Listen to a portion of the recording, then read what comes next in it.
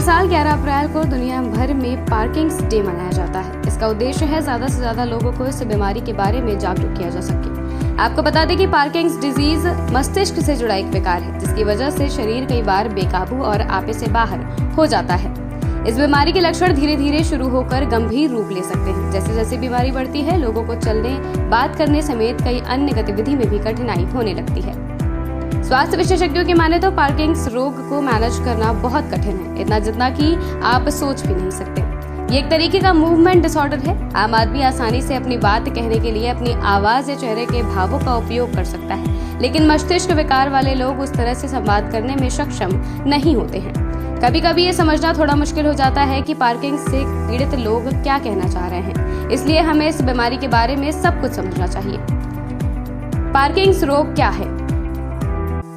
Parkings रोग एक तरीके से क्षमता घटने वाला रोग है, जो तब होता है जब शरीर में न्यूरॉन्स धीरे धीरे अपने आप मरने लगते हैं। ऐसे कई मामले सामने आए हैं जहां बीमारी का कोई वास्तविक कारण नहीं पाया गया है। पार्किंग्स से पीड़ित व्यक्ति के शरीर में डोपामाइन सीक्रेट करने वाली कोशिकाएं अपने आप मरने लगती हैं। इसके लक्षण धीरे धीरे डेवलप होते हैं, जो रोगियों को दिन प्रतिदिन के कार्यों को पूरा करने में मुश्किल बनाती है।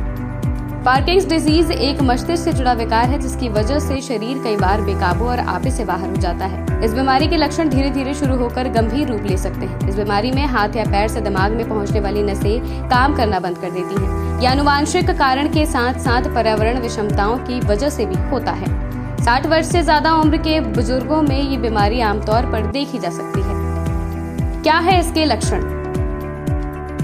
शरीर में आंशिक या पूर्ण रूप से जकड़न, धीमी चाल या व्यक्ति के दिन प्रतिदिन के कार्यों जैसे कि लिखना, खाना खाना और जल्दी जल्दी चलने में सक्षम न होना, चेहरा खाली या सुन्न लगने लगना, अंगों और शरीर में कंपन का अनुभव होना, व्यक्ति को संतुलन बनाने में कठिनाई होती है, जिससे गिरने और चोट लगने का खतरा होता है।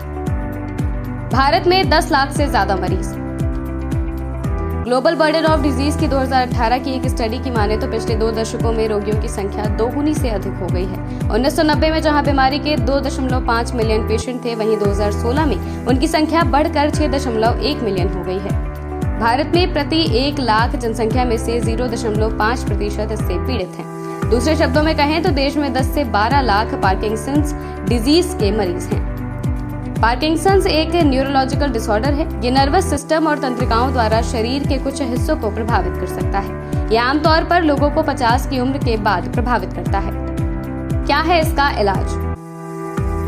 अभी तक पार्किंग्स डिजीज का कोई इलाज नहीं है। हालांकि इस बीमारी का इलाज खोजने के लिए शोध चल रहा है। हो सकता है कि कोई स्थायी समाधान ना हो, लेकिन उपचार के ऐसे विकल्प उपलब्ध हैं जो पार्किंग्स के रोगियों की मदद कर सकते हैं। दवा, फिजियोथेरेपी और चाल और संतुलन के लिए व्यायाम का उपयोग करके इलाज किया जाता है।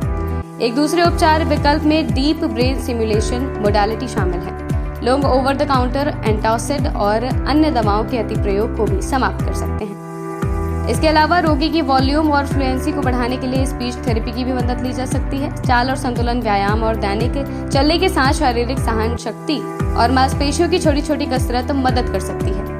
हाल के एक अध्ययन के अनुसार नृत्य और संगीत पार्किंग्स रोग की प्रगति को धीमा करने में भी मदद कर सकते हैं। हालांकि अलग अलग उपचार व्यक्तिगत मामले के अध्ययन पर आधारित हैं। एक विकल्प सभी के लिए उपयुक्त नहीं हो सकता, इसलिए कुछ भी अपनाने से पहले विशेषज्ञ की सलाह जरूर लें। कैसे करें बचाव? इसके अलावा डाइट में कुछ बदलाव लाकर भी इस बीमारी को मैनेज किया जा सकता है। कई तरह के फूड्स हैं जो पार्किंसंस के लक्षणों को कंट्रोल कर सकते हैं। एंटीऑक्सीडेंट से भरपूर खाद्य पदार्थ, fish oil, vitamin B1, C, D से भरपूर चीजें इस बीमारी से ग्रस्त व्यक्ति को खाने के लिए देना चाहिए। कई अध्ययनों में यह बात सामने आई है कि ओमेगा 3 फैटी एसिड तंत्रिका सूजन को कम करने, न्यूरोट्रांसमिशन को बढ़ाने और न्यूरोडिजनरेशन को रोकने में मदद कर सकता है।